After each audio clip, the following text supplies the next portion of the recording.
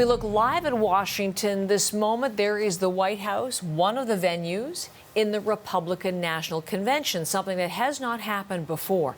As of today, Donald Trump and the Republicans are getting their 4-day turn in the U.S. political spotlight. Megan Fitzpatrick is covering the Republican National Convention as she did the Democratic Convention for us last week. One of Donald Trump's, even before we even get to the convention, Megan, throwing a bit of a fly in the ointment, Kellyanne Conway making the headlines this morning because she's leaving her post. Yep, the surprise announcement coming last night, this news that one of his most loyal advisors will be departing. Kellyanne Conway saying in a statement, Heather, she is doing so to spend more time with her 4 children. She mentions in the statement how they will all be doing school from home this fall, how that requires more attention and vigilance. And in her statement, she said she will announce her future plans at a later time, but for now, quote, less drama, more mama. And that drama could be a reference perhaps to her husband, George Conway, who was a vocal Trump critic. He even started a new group called the Lincoln Project, made up of other Republicans who actively campaign against the president.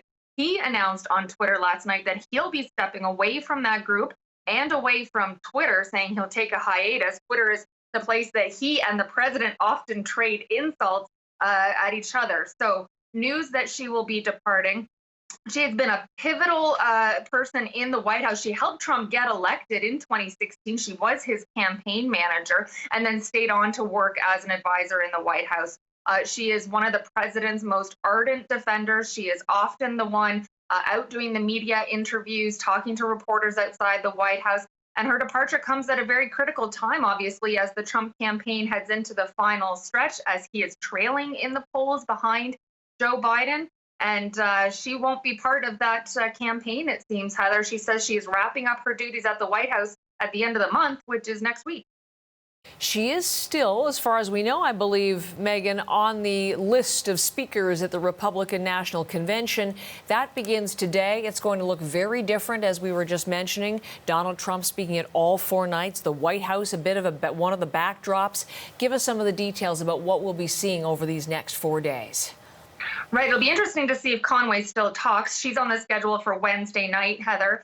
The convention was supposed to be in Charlotte, North Carolina, like the Democratic one. It has been scaled down, and much of it will be done virtually, although delegates did travel to Charlotte from around the country. And today they will actually formally nominate Trump, renominate him for a second term. And then he, yes, will give his formal acceptance speech on Thursday from Washington. But we are expecting to see a lot of him throughout the week. He and his campaign, they're saying that they will be offering a positive vision for the country, that last week at the Democratic Convention, all we heard was doom and gloom. Here's a bit of what President Trump was saying in a Fox News interview about what we can expect this week. We're going to see something that is going to be very uplifting and positive. That's what I'd like it to be. I think you have to defend yourself by talking about some of the lies. The economy is roaring back. It's coming back. We're going to be talking about the economy. We're going to be talking about the military, what we've done and where we're going, because we need strong military. And some of the other speakers we can expect to see include a number of the Trump family members, children, as well as First Lady Melania Trump.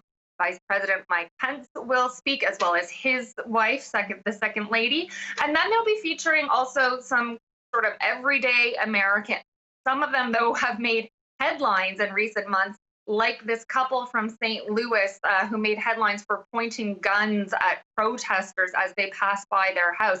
They are on the speaking schedule for tonight, Heather, as well as Trump's son, Don Jr. But again, we do expect to see a lot of the president this week. He is traveling to North Carolina today for a few appearances, although he's not dropping by Charlotte. We'll see what else he puts on his schedule this week as the convention goes on. Sounds good, Megan. We'll check back with you through the week. Thank you. Megan Fitzpatrick is part of our CBC News team.